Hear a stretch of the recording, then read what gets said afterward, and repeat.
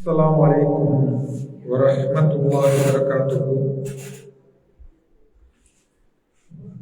إن الحمد لله نحمده ونستعينه ونستغفره ونعوذ بالله من شرور أنفسنا ومن سيئات أعمالنا.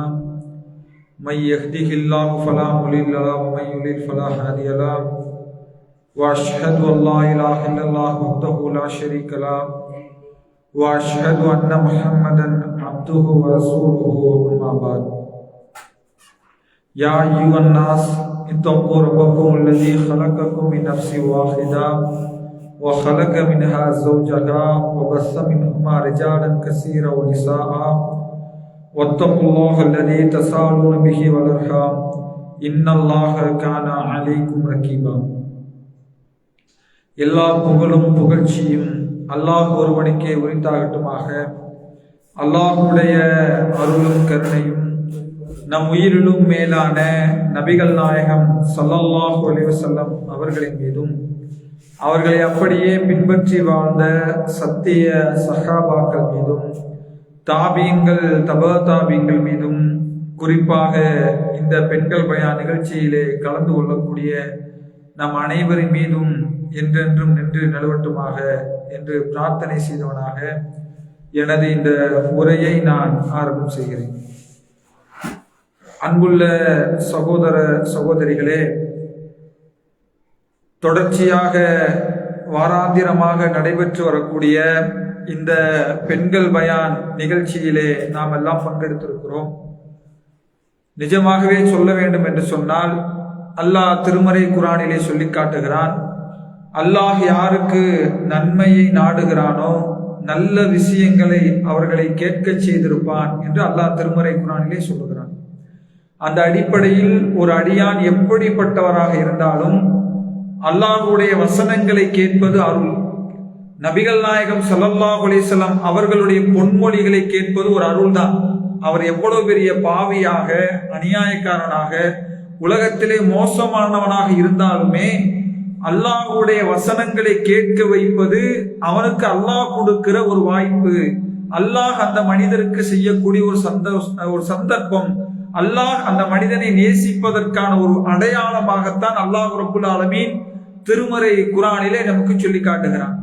அந்த அடிப்படையிலே அல்லாஹ்வுடைய வசனங்களை இங்கே நாம் கேட்க வந்திருக்கிறோம் என்று சொன்னால், முதலிலே அல்லாஹ்வுடைய அருள் பெற்றவர்கள் என்பதை நாம் புரிந்து கொள்ள வேண்டும். அதே நேரத்திலே ஒவ்வொரு வாரத்திலும் பேசப்பட்ட அந்த தலைப்புகள், ஏன்னா ஒவ்வொரு வாரமும் தொடர்ச்சியாக பல தாயிகள் உங்கள் முன் உரை நிகழ்த்துகிறார்கள். பொதுவாக பேசப்படக்கூடிய உரைகள் இன்றைய மக்கள் மத்தியிலே எப்படி போகிறது என்று கேட்டால், பேசப்படக்கூடிய நேரத்திலே அந்த செய்தி ஒரு ஆழமான செய்தியாக தெரியும், அந்த செய்தி பின்பற்ற வேண்டிய ஒரு செய்தியாக தெரியும், அந்த செய்தியிலே நாம் அதிகம் கவனம் செலுத்த வேண்டும் என்பது போன்ற ஒரு மனநிலை உருவாகும்.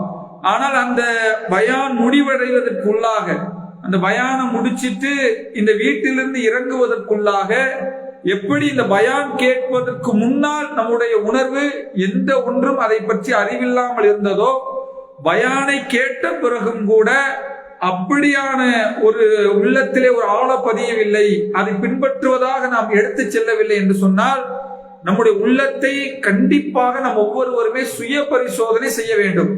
நீங்க ஒவ்வொரு பயான்ல முடியும் பொழுது, இந்த வீட்டிலிருந்து வெளியேறும் பொழுது, உங்கள் உள்ளத்திலே நீங்கள் கடைசியாக கொண்டு போட செய்தி இருக்கிறதே, அந்த செய்தி தான் முக்கியம். இப்போ 1 மணி நேரம் பேசுறோம், ஒரு மணி நேரத்துக்கு மேலாக பேசப்படுகிறது என்று சொன்னால், நீங்கள் கொண்டு செல்வது ஒரே ஒரு செய்தியாகத்தான் இருக்கும். ஏன்னா ஒரு மைய கருத்தை வச்சுதான் 1 மணி நேர பயானையும் நிகழ்த்துவார்கள். அந்த ஒரு மைய கருத்தை சுற்றித்தான் அது சம்பந்தமாக குர்ஆனுடைய வசனங்களையும் நபிகள் நாயகம் ஸல்லல்லாஹு அலைஹி வஸல்லம் அவர்களுடைய பொன்மொழிகளையும் அதை சுற்றியே பேசப்படும். எனவே பேசப்படுகிற அந்த ஒரு செய்தி கூட எந்த தலைப்பில் பேசப்படுகிறதோ, எந்த தலைப்பு குறித்து குர்ஆன் வசனங்கள் சொல்லப்படுகிறதோ, எந்த தலைப்பு குறித்து நபிகள் நாயகம் ஸல்லல்லாஹு அலைஹி வஸல்லம் பொன்மொழிகள் சொல்லப்படுகிறதோ, அந்த தலைப்புக்கான ஒரு செய்தி கூட உங்களால் இந்த இடத்திலிருந்து கொண்டு செல்ல முடியவில்லை என்று சொன்னால், கண்டிப்பாக அல்லாஹ்விடத்திலே நாம் சுய பரிசோதனை செய்ய வேண்டும். நம்முடைய உள்ளங்களை அல்லாஹ்விடத்திலே நாம் கையேந்தி, யா அல்லாஹ் என்ன நன்மையான அந்த உரை கேட்டால் என் உள்ளத்துல பதியலன்னு நம்ம ஒவ்வொரு நேரத்திலும் சுய பரிசோதனை செய்து கொண்டே இருக்க வேண்டும் என்பதை பல குர்ஆனுடைய வசனங்கள் மூலமாக, நபிகள் நாயகம் ஸல்லல்லாஹு அலைஹி வஸல்லம் அவருடைய பொன்மொழிகளின் மூலமாக நாம இதை அதிகமாக பார்க்கிறோம். எனவே வந்திருக்கக்கூடிய சகோதரிகளுக்கு நான் இந்த உரையின் மூலமாக வைக்கிற கோரிக்கை என்ன என்று கேட்டால், சொல்லப்பட்ட இந்த தலைப்பாக இருந்தாலும், இதற்கு முன்னால் நீங்கள் கேட்கக்கூடிய எந்த தலைப்பாக இருந்தாலும், இனி வரக்கூடிய காலங்களில் இந்த இடத்திலிருந்து நீங்கள் சென்ற பிறகு, உங்கள் வீட்டுக்கு சென்ற பிறகு, உங்கள் தனிமையிலே இந்த செய்தி பற்றியான சிந்தனை உங்கள் உள்ளத்திலே ஓடிக்கொண்டிருக்கும் என்று சொன்னால், கண்டிப்பாக அல்லாஹ்வுடைய அருள் பெற்றவர்கள் என்பதை அதை தாண்டி புரிந்து கொள்ளலாம். ஏன்னா நரகத்திலே இருப்பவர்கள் அல்லாஹ்வை பற்றி அல்லாஹ் திருமறை குர்ஆன் சூரா முல்க்ல பேசுறான். அந்த வசனத்துல நல்லா கவனிச்சு பாருங்க. அவர்களை பற்றி அந்த நரகத்திலே இருந்து அவர்கள் புலம்புவார்கள். தகாது தமையஸு மினல் கைல் குல்லமா உல்கிய ஃபீஹா ஃபௌஜுன் ஸலகும் ஹஸனத்துஹா அலம் யாத்திக்கும் நதீர். அந்த மலக்குகள் நரகத்திலே இருப்பவர்களை பார்த்து கேட்டார்களாம், அச்சமூட்டி எச்சரிக்கை செய்யக்கூடியவர்கள் உங்களிடத்திலே வரவில்லையா, உங்களுக்கு உபதேசங்கள் பண்ணவில்லையா அப்படின்னு யார் கேட்பா? மலக்குகள் கேட்கிறார்கள். அப்ப இங்க வந்திருக்கிற நமக்கு இது போன்ற செய்திகள் அச்சமூட்டி எச்சரிக்கை செய்யப்பட்டு இருக்கிறது. குர்ஆனிய வசனங்கள் சொல்லப்பட்டிருக்கிறது. எந்த காரியங்கள் எல்லாம் செய்து கொண்டிருக்கிறோமோ அது சரியா தவறா என்று சொல்லப்பட்டிருக்கிறது. சொல்லப்பட்டு இருந்தும் கூட அவர்கள் சொல்லுவார்களாம், காலுபலா கதிஜா, ஆமாம் எங்களிடத்திலே அவர்கள் வந்தார்கள், வந்து எங்களிடத்திலே சொன்னார்கள், நாங்கள் அதை கேட்டிருந்தால், நாங்கள் அதை செவிமடுத்திருந்தால் இந்த நரகத்துக்கு வந்திருக்க மாட்டோமே என்று அவர்கள் புலம்புவார்கள் என்று அல்லாஹ் திருமறை குர்ஆனிலே நமக்கு சொல்லி காட்டுகிறார். எனவே அன்புள்ள சகோதரிகளே, அப்ப இந்த வசனத்திற்கான விளக்கமாக எழுதும் பொழுது சொல்றாங்க, வருவது கேட்பது அல்லாஹ்வுடைய அருள் தான், அதுல மாற்று கருத்து இல்ல. ஆனால் வருவது கேட்பதை தாண்டி உங்கள் உள்ளத்திலே நீங்கள் அந்த செய்தி நடைமுறைப்படுத்துதல் இருக்கிறதே, அதை ஃபாலோ பண்ணணும்னு நினைக்கிறீங்களே, அதை கடைபிடிக்கணும்னு நினைக்கிறீங்களே, நீங்கள் அதை கடைபிடிக்கவில்லை என்றாலும் என்ன சொல்லுவீங்க? நரகத்திலிருந்து நாங்கள் அதை கேட்டு இருந்தால், செவிமடுத்து இருந்தால், அதை ஃபாலோ பண்ணி இருந்தா, அதை பின்பற்றி இருந்தா நரகத்துக்கு நாங்க வந்திருக்க மாட்டோம் என்று அவர்கள் சொல்லுவார்கள் என்று அல்லாஹ் ரப்புல் ஆலமீன் திருமறை குர்ஆனிலே சொல்லி காட்டுகிறார். எனவே நபிமார்களுடைய பிரச்சாரமாத்தா எல்லா மக்களுக்கும் கொண்டு போய் சேர்த்தார்கள். மார்க்க உபதேசங்கள்ல மார்க்கத்தை ஏற்றுக்கொண்டவர்கள் ஏற்றுக்கொள்ளாத எல்லா மக்களுக்கும் கொண்டு போனாங்க. ஆனா எல்லோரும் கேட்டார்கள். இப்ப எப்படி நம்ம உட்கார்ந்து பயான கேட்கிறோமோ அந்த மாதிரி மக்கத்து காஃபிர்களும் சொல்வதை கேட்டார்கள். கேட்டவங்க என்ன செய்யல? ஏற்றுக்கொள்ளல, அதை ஃபாலோ பண்ணல, அதை பின்பற்றவில்லை. எனவே அவர்கள் நரகத்துக்கு நுழைந்தார்கள் என்று அல்லாஹ் ரப்புல் ஆலமீன் நபிமார்களின் வரலாற்றை பற்றி பேசும்போது சொல்லுகிறார். எனவே இங்கே வந்திருக்கக்கூடிய நாம் ஏதோ ஒரு அரை மணி நேரம் பேசுறாங்க, 40 நிமிஷம் பேசுறாங்க, 1 மணி நேரம் பேசுறாங்க, வந்து கலந்து கொண்டு அதை அப்படி இந்த காதல வாங்கி அந்த காதிலே கடந்து விடலாம் என்பதை தாண்டி சொல்லப்பட்ட செய்திகளை உள்ளத்துக்குள்ள ஆழமாக பதிக்கும் பொழுது, அதை பற்றி சிந்திக்கும் பொழுது, அதை பற்றி குர்ஆனுடைய வசனங்கள் நம்முடைய உள்ளத்திலே திரும்ப திரும்ப அதை நாம் சிந்தனை செய்யும் பொழுதுதான் அதை பின்பற்றுவதற்குரிய இடம் இருக்குது பாருங்க. கூடுதல் அல்லாஹ்வுடைய மிகப்பெரிய அருளுக்கு சொந்தக்காரர்கள் என்பதை புரிந்து கொள்ள வேண்டும் என்பதை பற்றி என்னுடைய இந்த பயானுக்குள் செல்வதற்கு முன்பாக ஒரு முன்னுரையாக இந்த செய்தியை உங்களிடத்தில் சொல்லுகிறேன். அன்புள்ள சகோதரிகளே, நான் உங்கள் முன்னிலையிலே இன்றைய தினம் அல்லாஹ் போதுமானவன் என்ற தலைப்பை நான் தேர்வு செய்திருக்கிறேன். இந்த தலைப்பை நான் தேர்வு செய்ததற்கான காரணம் என்ன என்று கேட்டால், ஒரு மனிதனுடைய வாழ்க்கையில் அவன் எப்படிப்பட்டவனாக இருந்தாலும், அவன் பொருளாதாரத்திலே உச்சத்திலே இருந்தாலும், பதவியிலே உச்சத்திலே இருந்தாலும், நோயினுடைய உச்சத்திலே இருந்தாலும், வறுமையினுடைய உச்சத்திலே இருந்தாலும், உலகத்திலே எப்படிப்பட்ட சூழலிலே அவன் இருந்தாலும், அவர்களுக்கு அல்லாஹ் சொல்லக்கூடிய திருமறை குர்ஆனிலே சொல்லுகிறான், தன்னுடைய அடியார்களுக்கு அல்லாஹ் போதுமானவனாக இல்லையா என்று அல்லாஹ் ஒரு கேள்வி கேட்கிறான். அப்ப எனவே அன்புள்ள சகோதரர்களே, இந்த உலகத்தில் எந்த ஒரு நிலைமையில் மனிதர்கள் இருந்தாலும், இந்த உலகத்தில் ஒரு மனிதன் எப்படிப்பட்ட உலகத்திலே அவன் இருந்தாலும் அவனுக்கு அல்லாஹ் போதுமானவன், அவனை பொறுப்பேற்றுக் கொள்வதிலே அல்லாஹ் சிறந்தவன் என்று அல்லாஹ் திருமறை குர்ஆனிலே பல்வேறு வசனங்களின் மூலமாக நமக்கு சொல்லி காட்டுகிறான். அப்ப இந்த செய்தியை பொறுத்தவரை இந்த உலகத்திலே அல்லாஹ்வின் மீது வைக்கிற நம்பிக்கை, தவக்குல் நம்மிடத்திலே அதிகமாக இருக்கணும். அல்லாஹ்வின் மீது பொறுப்பு சாட்டுவது, எந்த ஒரு காரியமாக இருந்தால் அது சிறியதோ பெரியதோ எல்லா காரியங்களிலும் அல்லாஹ்வின் மீது பொறுப்பு சாட்டுவது இருக்கிறதே. யா அல்லாஹ் இந்த காரியத்தை நீ பார்த்துக்கொள், யா அல்லாஹ் இந்த காரியத்துக்கு நீ போதுமானவன், யா அல்லாஹ் இந்த காரியத்திலே உன்னை சார்ந்திருக்கிறேன் என்று அல்லாஹ்வின் மீது பொறுப்பு சாட்டுவது இருக்கிறதே, அல்லாஹ்வின் மீது நம்பிக்கை இருக்கிறதே, ஈமானுடைய உச்சமாக அல்லாஹ் திருமறை குர்ஆனிலே பல்வேறு இடங்களிலே நமக்கு சொல்லி காட்டுகிறான். எனவே அன்புள்ள சகோதரிகளே, நம் எல்லா இடங்களிலும் எல்லா நேரங்களிலும் அல்லாஹ்வை சார்ந்திருக்கிற அடியார்களாக, அல்லாஹ்வின் மீது நம்பிக்கை வைக்கிற அடியார்களாக நாம் இருக்க வேண்டும். இந்த அல்லாஹ்வை சார்ந்திருப்பது, நம்பிக்கை வைப்பது என்பதற்கு முன்னால் ஒரு சிறிய செய்தியை சொல்லுகிறேன். அன்புள்ள சகோதரிகளே, இன்றைக்கு நாம் வாழுகிற இந்த உலகத்திலே எத்தனையோ திட்டங்களை போடுகிறோம். வயசு 20 அப்படின்னா நல்லா 25க்குள்ள நல்லா படிச்சுன்னு ஒரு திட்டம் போடுறோம். படித்து முடித்த பிறகு ஒரு வேலை, நல்ல லட்சத்துல சம்பாதிக்கணும் ஒரு திட்டத்தை போடுறோம். லட்சத்துல சம்பாதிச்ச பிறகு திருமணம் முடிச்ச பிறகு குழந்தைகளை நல்லா வளர்க்கறதுக்கு ஒரு திட்டம், குழந்தைகளுக்கு திருமணம். இப்படி நம்முடைய வாழ்க்கையில பல்வேறு திட்டங்களை நாம் போட்டுக்கொண்டே இருக்கிறோம். திட்டங்கள்லாம் எப்படி போடுகிறோம் என்று கேட்டால், நமக்கு அல்லாஹ் இந்த உலகத்திலே சில காரணங்களை வைத்திருக்கிறான். சில காரணங்களின் மூலமாக அல்லாஹ் இந்த உலகத்தை இயங்க செய்கிறார். அந்த காரணிகளை வைத்து இந்த உலகத்திலே திட்டம் போடுகிறோம். உதாரணமாக சொல்ல வேண்டும் என்று சொன்னால், உலகத்துல ஒரு 10,000 ரூபாய் சம்பாதிக்கிறோம்னா இந்த 10,000 எப்படி நம்ம செலவழிக்கலாம், இந்த 10,000 எவ்வளவு மிச்சம் பண்ணலாம், இந்த 10,000 எப்படி குடும்பம் நடத்தலாம், இந்த 10,000 எப்படி 20,000 ஆக்கலாம் என்று வாழ்க்கையில எல்லா இடங்களிலும், பொருளாதாரத்துல மட்டுமல்ல, நம்முடைய குடும்பத்துல, நம்ம பிள்ளைகள் விஷயத்துல, நம்ம கணவன்மார்கள் விஷயத்துல, நம்ம உறவினர் விஷயத்துல, நம்முடைய வாழ்க்கையிலே முன்னேறக்கூடிய எல்லா விஷயங்களிலுமே எல்லாத்திலுமே நம்மள்ட்ட ஒரு திட்டமிடல் இருக்கிறது. இது இப்படித்தான் போகணும், இப்படித்தான் வரணும், இதுல நமக்கு இப்படித்தான் நம்ம சம்பாதிக்கணும் என்று எல்லா விதமான திட்டங்களை நம்ம திட்டமிட்டு கொண்டே இருக்கிறோம். இப்படி எல்லா வகையான திட்டமிடுதல்கள் நாம் செய்யும் பொழுது ஒவ்வொரு திட்டத்துக்கு பின்னால் நம்முடைய வாழ்க்கையை மாற்றுவதற்கான காரணிகள் எங்கே இருக்கிறது தெரியுமா? அது அல்லாஹ்வுடைய கையிலே இருக்கிறது. நீங்க சிந்திச்சு பாருங்க. இந்த உலகத்துல நம்ம வருஷத்துல திட்டம் போடுவோம் அல்லது மாதத்துல திட்டம் போடுவோம். ஆனா அல்லாஹ்வுடைய திட்டம் எப்படி இருக்கும் தெரியுமா? ஒரு நொடியிலே அவர்களுடைய வாழ்க்கையிலே அல்லாஹ் தலைகீழாக மாற்றி விடுவான். ஒரு செகண்ட்ல என்ன செஞ்சிரும்? எந்த நம்ம 50 வருஷம் 60 வருஷம் எந்த திட்டங்களை எல்லாம் போட்டோமோ எல்லா திட்டங்களை மாற்றுகிற அந்த நொடி எடுத்து பாருங்க. அது ஏதோ 1 மணி நேரமோ அரை மணி நேரமோ திட்டம் அல்ல. அல்லாஹ்வுடைய திட்டம் என்பது நொடி கணக்கிலான திட்டம். அந்த செகண்ட் சொல்லுவோம்ல, அந்த செகண்ட்ல அல்லாஹ் யாருடைய வாழ்க்கையும் தலையிலாக மாற்றி விடுவான். உலகத்துல பார்க்கிறோம். அன்புள்ள சகோதரர்களே, உங்களிடத்துல சொல்லுகிறேன், வாகன விபத்துக்கான அந்த வாகனம் விபத்து நடக்கிற அந்த நேரத்தை, அந்த நொடி எடுத்து பாருங்க. அந்த பார்த்தீங்கன்னா ஒரு சிக்னல் போட்டிருக்காங்க.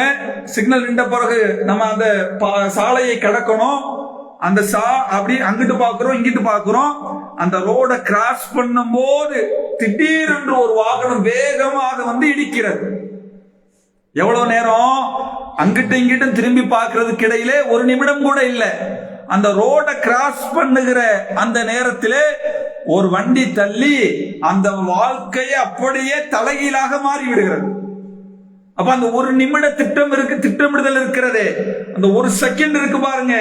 அந்த 1 செகண்டினுடைய திட்டத்திலே மனிதனுக்கு அதிகம் காரணம் இருக்கிறதா, அல்லாஹ்வுக்கு அதிகம் காரணம் இருக்கிறதா என்று தேடி பார்த்தால் அதிலே பங்கு அல்லாஹ்வுக்கு தான் அதிலே பங்கு அதிகம் இருக்கிறது.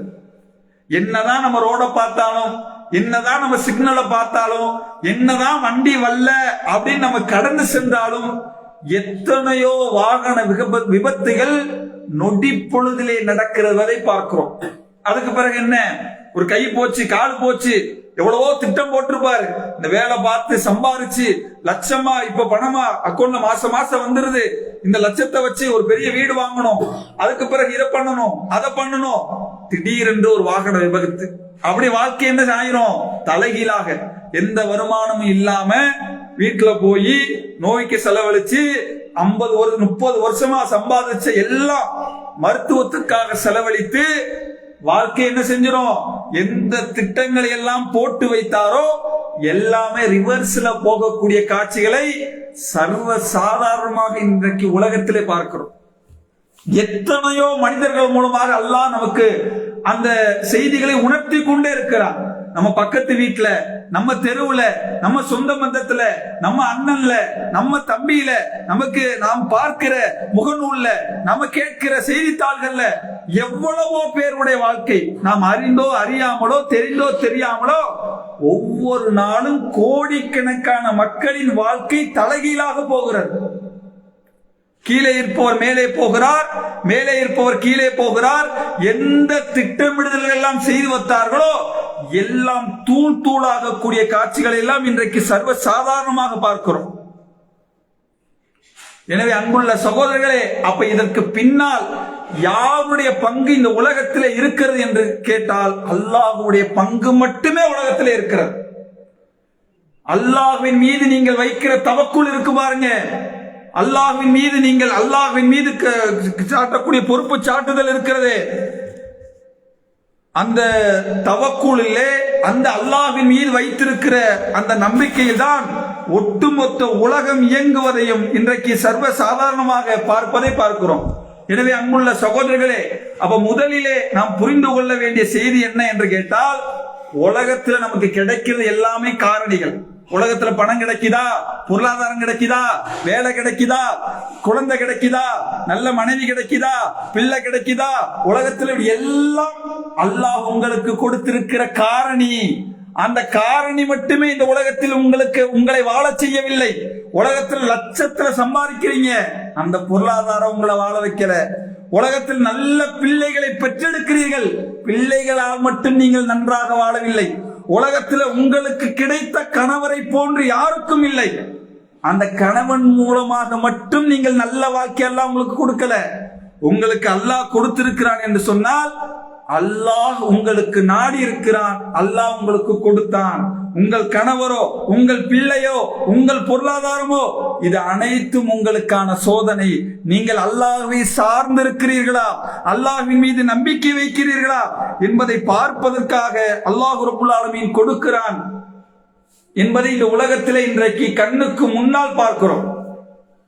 எனவே அன்புள்ள சகோதரர்களே, இந்த தவக்குல், அல்லாஹ்வை நம்புவது, அல்லாஹ்வை போதுமாக்கி கொள்வது, அல்லாஹ்வை சார்ந்திருப்பது என்பது பாருங்க, உலகத்தில் அது ஒரு முஃமினிடத்திலே, ஒரு முஸ்லிம் இடத்திலே, ஈமான் கொண்டவர்களிடத்திலே எப்படி இருக்கும் என்று கேட்டால் எந்த அளவுக்கு இந்த உலகத்திலே ஒரு மனிதன் சோதனையை அனுபவிக்கிறானோ அவர் சோதனை கூட கூட தவக்குல் அவர்களிடத்திலே அதிகரித்துக் கொண்டே இருக்கும்.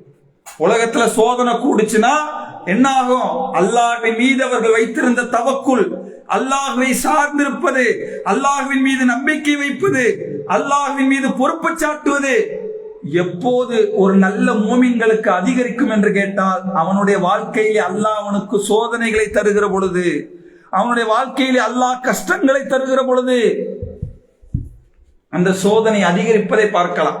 ஆனா இன்னைக்கு கண்ணுக்கு முன்னாடி என்ன தெரியுமா சகோதரிகளே, நமக்கு பொருளாதாரத்துல ஒரு சின்ன நஷ்டம் வந்துட்டா, நஷ்டமாக போகிறது என்று தெரிந்தால், நோயின் மூலமாக ஒரு சின்ன சோதனை வந்தால், குடும்ப உறவுகளின் மூலமாக ஒரு சின்ன சோதனை வந்தால், கணவனோ மனைவியோ பிள்ளைகளோ யார் மூலமாக ஒரு சின்ன சின்ன சோதனைகள் வந்தால் கூட அல்லாஹ்வின் மீது இருக்கிற நம்பிக்கை கொஞ்சம் கொஞ்சமா குறையும்.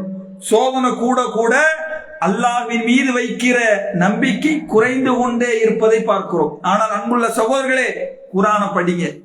குர்ஆனை யாரையெல்லாம் அல்லாஹ் இந்த உலகத்திலே நேசித்தானோ, யாரையெல்லாம் இந்த உலகத்துக்கு முன்மாதிரி என்று சொன்னானோ, அந்த மக்களின் வரலாற்றை அல்லாஹ் திருமறை குர்ஆனிலே நமக்கு சொல்லி காட்டுகிறான். எந்த அளவுக்கு அல்லாஹ் சொல்லி காட்டுகிறான் என்று கேட்டால், எந்த அளவுக்கு அல்லாஹ் இந்த உலகத்திலே சோதித்தானோ, எந்த அளவுக்கு அல்லாஹ் இந்த உலகத்திலே கஷ்டத்தை கொடுத்தானோ அந்த அளவுக்கு அல்லாஹ்வை அவர்கள் நம்பினார்கள். நபி அய்யூப் அலைஹிஸ்ஸலாம், அன்புள்ள சகோதரர்களை, நாமெல்லாம் திருமறை குர்ஆனிலே படித்திருப்போம், ஒரு வரலாறாக கடந்திருப்போம். எப்படிப்பட்டவர்? இந்த உலகத்துல அல்லாஹ்வால் தேர்ந்தெடுக்கப்பட்ட ஒரு நபி. தேர்ந்தெடுக்கப்பட்டவர்னா அல்லாஹ் ரப்பல் ஆலமீன் நபி அய்யூப் அலைஹிஸ்ஸலாம் அவர்களை சமூக மக்களுக்கு பிரச்சாரகர்களாக, ஒரு நபியாக இஸ்லாத்தை போய் எடுத்து சொல்லுங்க, ஒரு இறைவனை நோக்கி அந்த மக்களை அழையுங்கள் என்று அல்லாஹ்வால் தேர்ந்தெடுக்கப்பட்டவர் தான் நபி அய்யூப் அலைஹிஸ்ஸலாம் அவர்கள். அன்புள்ள சகோதரர்களை, சிந்திச்சு பாருங்க. முதன்மை பணி என்ன? தாவா, மக்களை நோக்கி அல்லாஹ்வை அழைப்பது. செஞ்சாங்க. எந்த அளவுக்கு என்று கேட்டால் அல்லாஹ் அதையெல்லாம் ஓரம் கட்டிட்டான். தாவா, அழைப்பு பணி, அல்லாஹ் எந்த அமானிதத்தை, எந்த பொறுப்பை கொடுத்தார்களோ எல்லாத்தையும் அல்லாஹ் கொடுத்தான். மக்கள் மத்தியில சொன்னாங்க, அவர்கள் அந்த விமர்சனங்களை ஏற்றுக்கொண்டார்கள். அப்படி உறுதியாக அவர்கள் நின்றார்கள் என்பதை தாண்டி அய்யூப் அலைஹிஸ்ஸலாம் அவர்கள் வரலாற்றிலிருந்து ஒரே ஒரு செய்தியை தான் சொல்றான். என்ன சொல்லல? எப்படி மூசா நபியை பத்தி அல்லாஹ் சொன்னானோ, எப்படி ஈசா நபியை பத்தி அல்லாஹ் சொன்னானோ, எப்படி நபிகள் நாயகம் ஸல்லல்லாஹு அலைஹி வஸல்லம் அவர்களை பற்றி அல்லாஹ் சொன்னானோ அந்த மாதிரி நபி அய்யூப் அலைஹிஸ்ஸலாம் அவர்களுடைய வரலாற்றை சொல்லல. என்ன சொல்லல? அவங்க மக்கள்கிட்ட போனாங்க, தாவா பண்ணாங்க, பிரச்சாரம் பண்ணாங்க, அந்த பிரச்சாரத்தை எதிர்கொண்டார்கள், அங்க உறுதியா போனாங்க, இந்த மாதிரி செஞ்சாங்க என்று அந்த வரலாற்றை அல்லாஹ் சொல்லவில்லை. எந்த வரலாற்றை அல்லாஹ் சொன்னான் தெரியுமா? இந்த உலகத்திலே அல்லாஹுக்கு மிக நெருக்கமாக, இந்த உலகத்திலே அல்லாஹ் மிக நேசித்த நபியாக நபி அய்யூப் அலைஹிஸ்ஸலாம் அவர்கள் இருந்தார்கள். காரணம் என்ன தெரியுமா? அல்லாஹ் அவர்களை நோயின் மூலமாக சோதித்தான். நோயை கொடுத்தா எந்த அளவுக்கு என்று கேட்டால், நபி அய்யூப் அலைஹிஸ்ஸலாம் அவர்கள் படுத்த படுக்கையிலே கிடந்தார்கள்.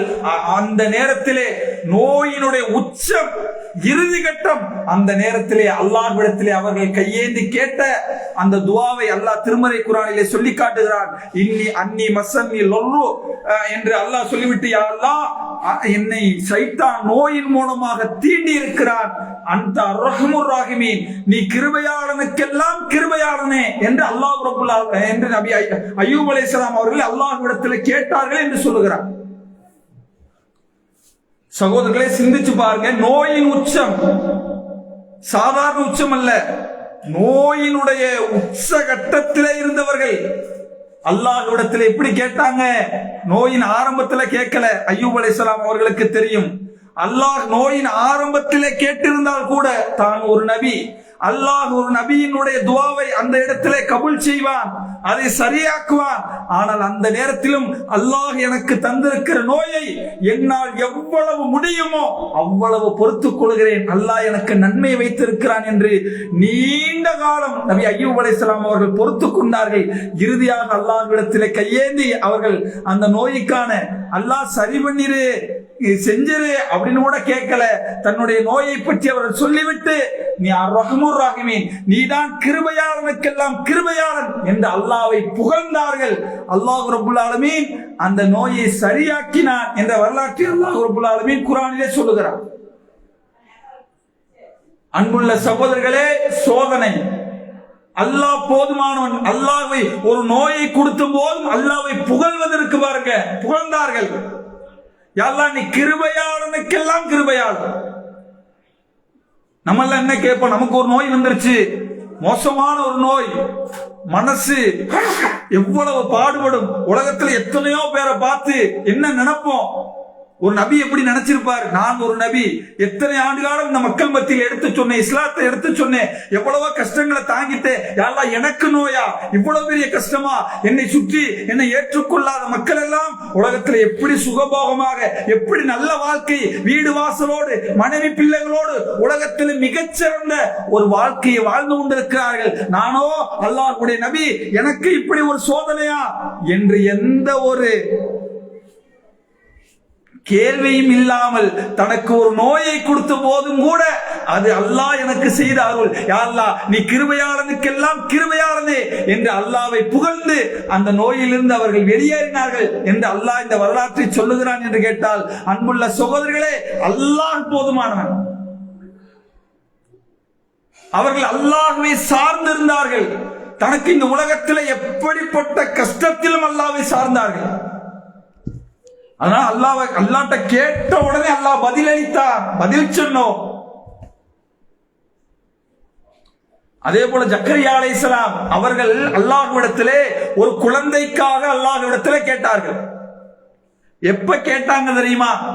நம்ம எல்லாம் பிள்ளை பெற்று எடுத்து திருமணம் முடிச்சு 1 வருஷம் 2 வருஷம் பிள்ளை இல்லைன்னா கேட்க ஆரம்பிச்சிருவோம். 2 வருஷத்துல கேட்டுருவோம், 5 வருஷத்துல கூட கேட்போம், 10 வருஷத்துல கூட கேட்போம். ஆனால் ஜக்கரியா அலைஹிஸ்ஸலாம் நீண்ட காலம் தனக்கு பிள்ளை இல்லை, அல்லாஹ்விடத்திலே கையேந்தவே இல்லை. ஏன் கையேந்தல? அல்லாஹ்வை அவர்கள் பொருந்தி கொண்டார்கள். யா அல்லாஹ், இந்த உலகத்திலே எனக்கு பிள்ளை இல்லை என்ற ஒரு சோதனையை கொடுத்தாலும் அந்த சோதனையை நான் பொறுத்துக் கொள்கிறேன் என்று நீண்ட காலம் பொறுத்தார்கள். ஒரு கட்டத்திலே ஜக்கரியா அலைஹிஸ்ஸலாம் அவர்கள் கையேந்தினார்கள். எப்படி? யா அல்லாஹ், நானோ வயது முதிர்ந்த நிலையிலே இருக்கிறேன், என்னுடைய எலும்புகள் எல்லாம் பலவீனம் அடைந்து விட்டது, என்னுடைய மனைவியோ பிள்ளை பேர் அற்றவராக இருக்கிறார். ஆனால் முன்னிடத்திலே கேட்பதை விட்டும் நான் தூரமாக விட்டேன், எனக்கு ஒரு பிள்ளையை கொடு என்று அல்லாஹ்விடத்தில் கேட்டார். அவருக்கு அல்லாஹ் பிள்ளையை கொடுத்தார்.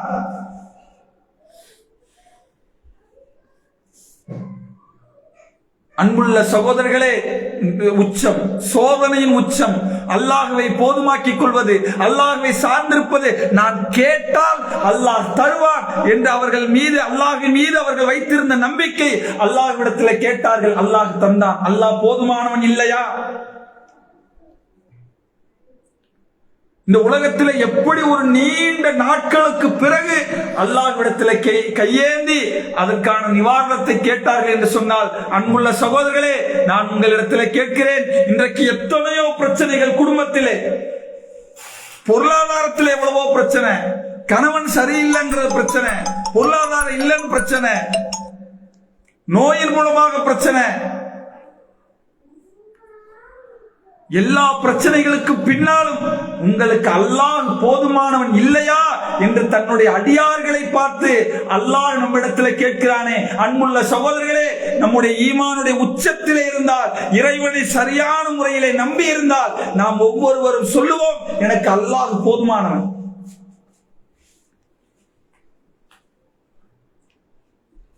எப்படி அல்லாஹ் போதுமானவன்? பொருளாதாரம். சகோதரர்களை, இன்றைக்கு நமக்கு பெரும்பாலும் அல்லாஹ்வை போதுமாக்கி கொள்ளாததற்கு, அல்லாஹ்வின் மீது தவக்குல் இல்லாமல் போவதற்கு மிக முக்கியமான காரணமே பொருளாதாரம் தான். காசு பணத்தை வச்சுதான் அல்லாஹ்வை எடை போடுறோம். ஏன்னா அல்லாஹ்வே அதை குர்ஆனிலே சொல்லி காட்டுறான். எப்படி சொல்றான்? ஃபம்மல் இன்சானு இதா மப்தலாஹு ரப்புஹு ஃபஅக்ரமஹு நிஅமஹு. மனிதனுக்கு கொஞ்சம் பொருளாதாரத்தை கூட்டி கொடுத்தால் அவன் சொல்லுகிறானாம், அல்லாஹ் என்னை கண்ணியப்படுத்தி விட்டான், அல்லாஹ் என்னை சங்கைப்படுத்தி விட்டான். அதே நேரத்தில் அல்லாஹ் சொல்லி காட்டுகிறார், மனிதனுக்கு கொஞ்சம் பொருளாதாரத்தை குறைச்சு கொடுத்தா அவன் அல்லாஹ்விடத்தில் சொல்லுகிறானாம், அல்லாஹ் என்னை கேவலப்படுத்தி விட்டான் என்று. அன்புள்ள சகோதரிகளே, அல்லாஹ் குர்ஆனிலே சொல்லி காட்டுகிறான். ஒவ்வொரு மனிதனுடைய எண்ணத்தையும் அல்லாஹ் குர்ஆனிலே பிரதிபலிப்பாக அல்லாஹ் சொல்லி காட்டுகிறான். பொருளாதாரம் கூட்டி குடிச்சா அல்லாஹ்வுடைய அருளா? பொருளாதாரம் இல்லாமல் இந்த உலகத்திலே ஒரு அடியானை வாழ வைப்பது அல்லாஹ்வுடைய அருளிலே இல்லாதவர்களா? அல்லாஹ் அப்படி கேட்கிறான். அன்புள்ள சகோதரிகளே, நபிகள் நாயகம் ஸல்லல்லாஹு அலைஹி வஸல்லம் அவர்கள் மக்காவிலிருந்து தன்னுடைய 40 வயதிலே நபியாக தேர்ந்தெடுக்கப்பட்ட வரையிலும் அந்த மக்காவிலே மிகப்பெரிய செல்வந்தராக இருந்தவர்கள். 53 வயதை அடையும் வரை ஒரு செல்வந்தராகத்தான் மக்காவிலே. அவ்வளவு அடிக்கப்பட்டாலும் விமர்சனங்கள் உள்ளாக்கப்பட்டாலும் ஒரு செல்வத்தோடு தான் மக்காவில் இருக்கிற வரைக்கும் அந்த செல்வத்தை வைத்து தான தர்மங்கள் செய்து மிகச்சிறந்த ஒரு வாழ்க்கை வாழ்ந்தார்கள். ஆனால் என்றைக்கு மதீனாவுக்கு வந்தார்களோ, ஒரு 10 ஆண்டு காலம் மதீனாவிலே வாழ்ந்தார்கள். அவர்களுடைய மரணத்துக்கு பிறகு அன்னை ஆயிஷா ரலியல்லாஹு அன்ஹா சொன்னார்கள், நாங்களும் நபிகள் நாயகம் ஸல்லல்லாஹு அலைஹி வஸல்லம் அவர்களும் அவர்கள் குடும்பத்தாராகிய நாங்களும் எந்த 3 நாளும் வயிறார உண்டதில்லை. இன்னைக்கு சாப்பிட்டா நாளைக்கு இல்ல, நாளைக்கு சாப்பிட்டா மறுநாள் இல்ல. 10 வருஷ வாழ்க்கை எங்களுக்கு இப்படி போனது. சகோதரிகளை, நான் கேட்கிறேன், பொருளாதாரம் தான் இந்த உலகத்திலே இலக்கு என்று சொன்னால், பொருளாதாரத்தில் தான் நிம்மதி இருந்தது என்று சொன்னால், பொருளாதாரம் தான் சந்தோஷம் இருந்தது என்று சொன்னால், அந்த பொருளாதாரத்தை அல்லாஹ் நபிகள் நாயகம் ஸல்லல்லாஹு அலைஹி வஸல்லம் அவர்களுக்கு கொடுத்திருப்பான். ஏன் கொடுத்திருப்பான்?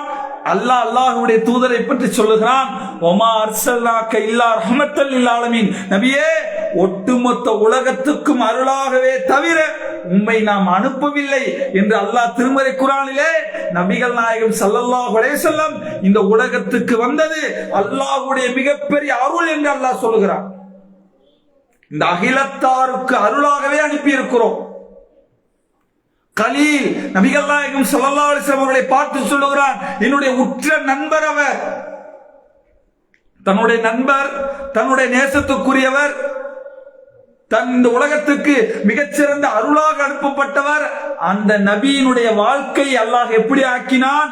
கடைசி 10 ஆண்டு காலம் உண்ண உணவில்லாமல் இந்த உலகத்திலே வாழ்ந்திருக்கிறார்கள் என்று சொன்னால், அன்புள்ள சகோதரர்களே, சிந்தித்து பாருங்கள். அல்லாஹ் இந்த உலகத்திலே வைத்திருக்கிற நிம்மதியோ, சந்தோஷமோ, மகிழ்ச்சியோ அது எந்த ஒன்றும் பொருளாதாரத்திலே இல்லை. திரும்ப திரும்ப உள்ளத்துல சொல்லுங்க. நம்ம உலகத்துல நம்மை விட வசதி படைத்தவர், நம்மை விட எவ்வளவோ பெரிய கோடிகளுக்கு லட்சத்துக்கு அதிபதியாக இருக்கிற யாராக இருந்தாலும் நிஜமாக சொல்ல வேண்டும் என்று சொன்னால், உங்களிலே யார் இறையச்சம் உடையவராக இருக்கிறாரோ அவர்தான் உங்களிலே சிறந்தவர். பொருளாதாரத்தில் எந்த சிறந்தவரும் இல்லை. இதை ஏன் நாம் சொல்லுகிறேன் என்று சொன்னால், அன்புள்ள சகோதரர்களே, அல்லாஹ்வின் மீது நாம் முழுமையாக நம்பிக்கை இழந்ததற்கு காரணமே இன்றைக்கு பெரும்பாலும் பொருளாதாரம் என்ற காரணத்தை பார்க்கிறோம். பொருளாதாரத்தை வச்சுதான் எல்லா டிசைன், எல்லா முடிவும் காசை வைத்துத்தான், எல்லா முடிவும் பணத்தை வைத்துத்தான். என்னை விட அவர் எப்படி, என்னை விட அவர்கள் எப்படி. ஆனால் இந்த உலகத்துக்கு முன்மாதிரியாக அனுப்பப்பட்ட நபிகள் நாயகம் ஸல்லல்லாஹு அலைஹி வஸல்லம் அவர்களுக்கு அல்லாஹ் ரப்பல் ஆலமீன் இந்த உலகத்தை கொடுக்கல. இன்னும் கொடுக்கலங்கிறத விட அல்லாஹ் சூரா துஹா என்கிற அத்தியாயத்திலே சொல்லுகிறார், நபியே, இந்த உலகத்தை விட மறுமைதான் சிறந்தது என்று அல்லாஹ் சொல்லுகிறார்.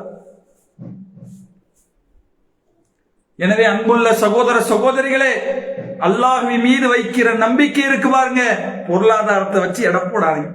அல்லாஹ்வின் மீது உண்மையான நம்பிக்கை எது தெரியுமா?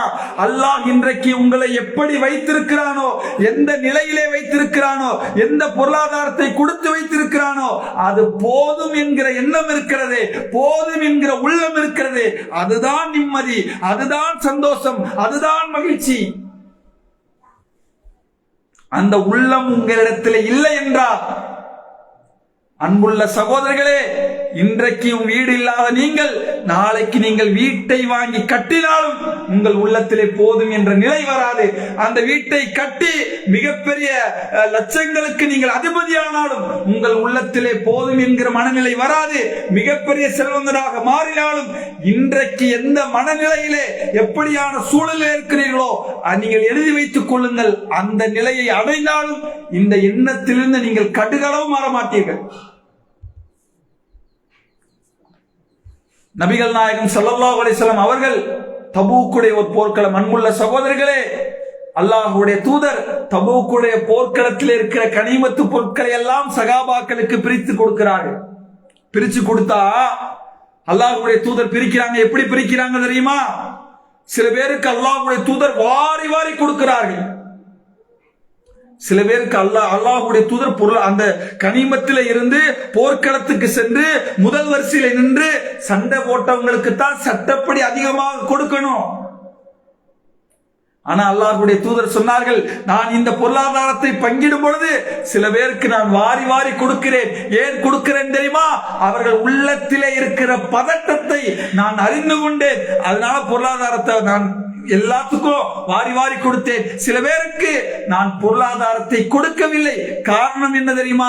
அல்லாஹ் அவருடைய உள்ளங்களிலே போதும் என்ற மனநிலையை நான் ஆக்கிவிட்டார். அப்படியான மனநிலையில் உள்ளவர் தான் இந்த அம்ரு இப்னு தஹ்லப் என்கிற நபித்தோழர் என்று சொன்னார்கள். அன்புள்ள சகோதரர்களே, அருகிலே இருக்கிற நபித்தோழர் பார்க்கிறார் எப்படியான வார்த்தை.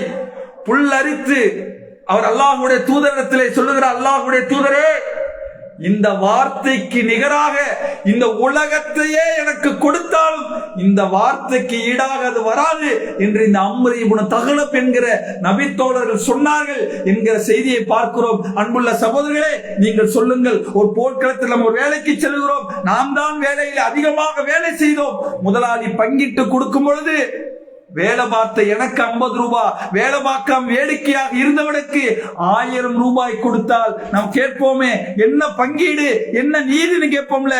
அந்த மாதிரி தான் அல்லாஹ்வுடைய தூதர் அந்த போர்க்களத்திலே பங்கிடும் பொழுது அப்படியான சூழலில் தான் அல்லாஹ்வுடைய தூதர் அதை பங்கிட்டார்கள். அது அநீதி அல்ல. அது என்ன தெரியுமா? அல்லாஹ் ஒவ்வொரு மனிதனுடைய உள்ளத்திலே போதும் என்ற மனநிலையை போட்டானே, அல்லாஹ்வுடைய தூதர் விட்டு விட்டார்கள் அவர்களை. நான் அல்லாஹ்வுக்காக விடுகிறேன் என்று சொன்னார்கள். எனவே அன்புள்ள சகோதரர்களே, போதும் என்கிற எண்ணம், அல்லாஹ்வின் மீது நீங்க நம்பிக்கை மட்டும் வச்சு பாருங்க. இன்றைக்கு அல்லாஹ் உங்களுக்கு கொடுத்திருக்கிறானே அந்த நேமத்தை மாதிரி உங்களால் கற்பனையிலும் நினைக்க முடியாத நேமத்துக்களை நீங்கள் அனுபவித்துக் கொண்டிருக்கிறீர்கள். போதும் யா அல்லாஹ், இதைவிட சிறந்த வாழ்க்கையே இல்லை என்று அல்லாஹ் ஹஸ்புனல்லாஹ் வ நிஅமல் வக்கீல்,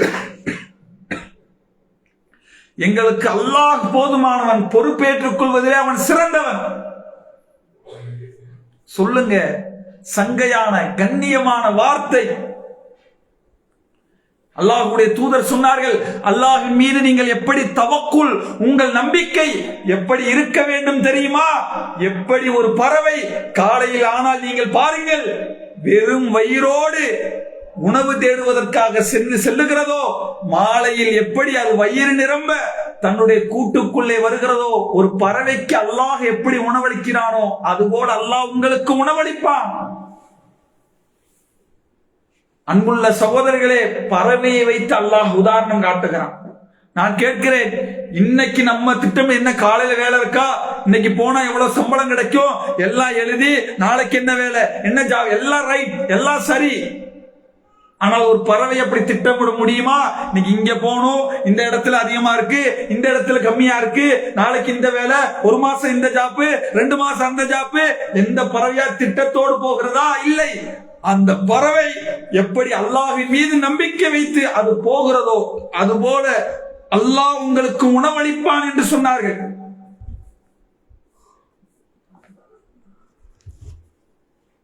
அன்புள்ள சகோதரர்களே, தவக்குல், அல்லாஹ்வின் மீது நம்பிக்கை வைப்பது, அல்லாஹ்வை சார்ந்திருப்பது, எல்லாம் அல்லாஹ்விடத்திலே போதுமாக்கிக் கொள்வது சமூகத்தில் இன்றைக்கு பலவீனமான ஈமான். குறிப்பாக பெண்களிடத்திலே சொல்லுகிறேன், பொருளாதாரம், குறிப்பாக தங்கம். இன்னைக்கு தங்கம் எப்படி ஆயிருச்சு? நாளுக்கு நாள் பார்த்தீங்கன்னா, நேற்றைக்கு 12,000, இன்னைக்கு 13, நாளைக்கு 14, நாளைக்கு 15, டாப்ல எங்கேயோ போகுது. இப்போ உங்களுக்கு ஒரு தேவைன்னு அல்லாஹும் அவனுடைய தூதரும் என்ன வழிகாட்டினாங்க? உங்களுக்கு பொருளாதாரம் தேவையா? பொருளாதாரம் தேவை என்று சொன்னால் வட்டியின் பக்கம் போயிடாதீங்க. வட்டி வாங்குபவன், கொடுப்பவன், சாட்சி எழுதுபவன், 3 பேர் மீதும் சாபம் இருக்கு, அந்த பக்கத்துக்கு போயிடாதீங்க. உங்கள் கையில தங்கம் இருக்கா, கஷ்டமா, தங்கத்தை வித்துருங்க.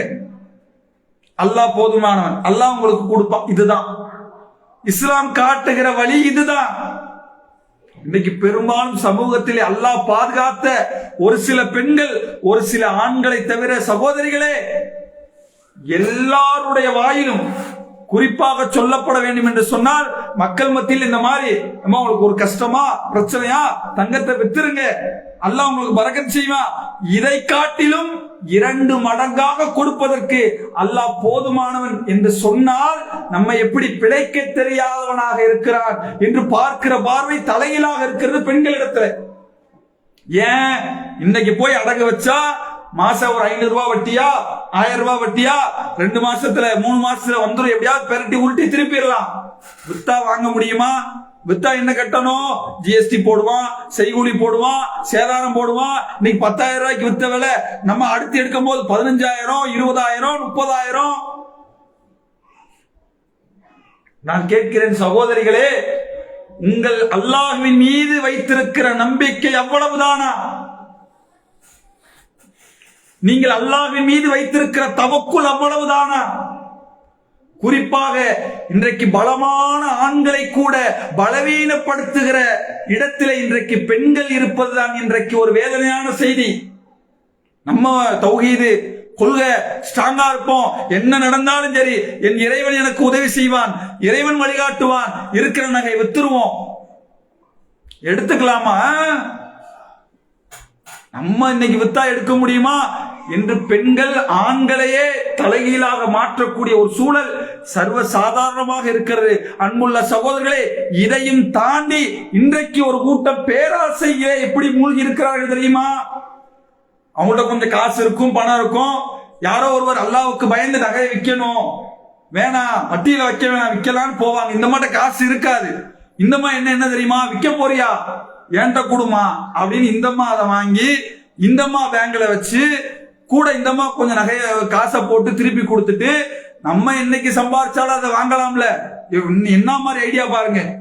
அவரு அல்லாஹ்வுக்கு பயந்து இறையச்சத்தோடு அல்லாஹ்வின் மீது நம்பிக்கை வைத்து காசு இருக்கிறப்ப எடுத்துக்கிறேன், அல்லாஹ் எனக்கு தருவான் என்ற மனநிலை எங்கே?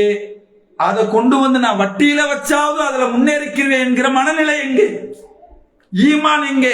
தவக்குல் எங்கே? உலகத்திலே எந்த கண்ணோட்டத்திலே எந்த பார்வையிலே உலகத்தை பார்க்கிறீர்கள்? பெண்களை பார்த்து கேட்கிறேன், ஆண்களை பார்த்து கேட்கிறேன். அன்புள்ள சகோதரர்களே, இந்த உலகத்திலே பொருளாதாரத்தை கொடுத்து மறந்து விடாதீர்கள். இந்த உலகத்திலே நீங்கள் வந்திருக்கிறீர்கள் என்று சொன்ன வயசு 30-40 வருஷத்துக்கு முன்னாடி எங்க இருந்தீங்க? ஒண்ணுமே இல்ல. ஒண்ணுமே இல்லாமல் உலகத்திலே உங்களை கொண்டு வந்தவன், உங்களை வளர்த்தவன், உங்களை ஆளாக்கியவன், உங்களுக்கு உணவு தருபவன், உங்களுக்கு சோறு போடுறவன், சாப்பாடு கொடுக்கிறவன். நீங்க போய் வேலை பார்த்து கஷ்டப்பட்டு சம்பாரிச்சு 500-1000 இருந்து கடையில போய் வாங்குறீங்களே, கடைக்காரர் உங்களுக்கு கொடுக்கிறாரே, அந்த கடைக்காரருக்கு யார் இருந்தது? பூமியில போய் நெல்லை போட்டு விதைச்சிட்டு வந்துடுறீங்களே, தக்காளி வெங்காயம் உலகத்துல எல்லா வகையான உணவுகளும் மண்ணிலிருந்து உங்களுக்கு தருபவன் யார்? உங்களை படைச்சவன். உங்கள் படைத்தவன் உங்களுக்கு உணவளித்துக் கொண்டிருக்கிறார். உங்கள் படைத்தவன் உங்களை வளர்த்து கொண்டிருக்கிறார். 2 வயசுல இருந்த மாதிரியா பல்லு 3 வயசுல இருக்கு? 3 வயசுல இருந்த மாதிரியா கை 5 வயசுல இருக்கு? 5 வயசுல இருந்த மாதிரியா உடம்பு 10 வயசுல இருக்கு? ஒவ்வொரு நாளும் வளர்க்கணுங்கிறதுக்காக கைக்கு தனியா, காலுக்கு தனியா, மூஞ்சிக்கு தனியா, மூளைக்கு தனியா சாப்பாட ஊட்டி ஊட்டி வளர்க்கிறோமா? உங்களை வளர்த்தது யார்? ரப்புல் ஆலமீன், அகிலத்தின் அதிபதி. எப்படி அவன் மீது உங்களுக்கு நம்பிக்கை இல்லாமல் போகிற சகோதரிகளே? ஏன் நம்பிக்கை இல்லை? எதனால நம்பிக்கை இல்லை? மற்ற மதங்களிலே மற்ற கொள்கையிலே வேண்டுமானால் சொல்லலாம், வழிகாட்டுதல் இல்லை, அதற்கான பார்வை இல்லை. இஸ்லாம் உங்களுக்கு எந்த இடத்திலே வழிகாட்டுதல் இல்லை என்று சொல்லுகிறது? உங்களுக்கு அல்லாஹ் பன்மடங்காக கொடுப்பான் என்று சொன்ன ஒரே மார்க்கம் இஸ்லாம். உலகத்தில் அல்லாஹ்வின் பாதையிலே செலவழித்தால் பன்மடங்காக உங்களுக்கே திரும்பி வரும்.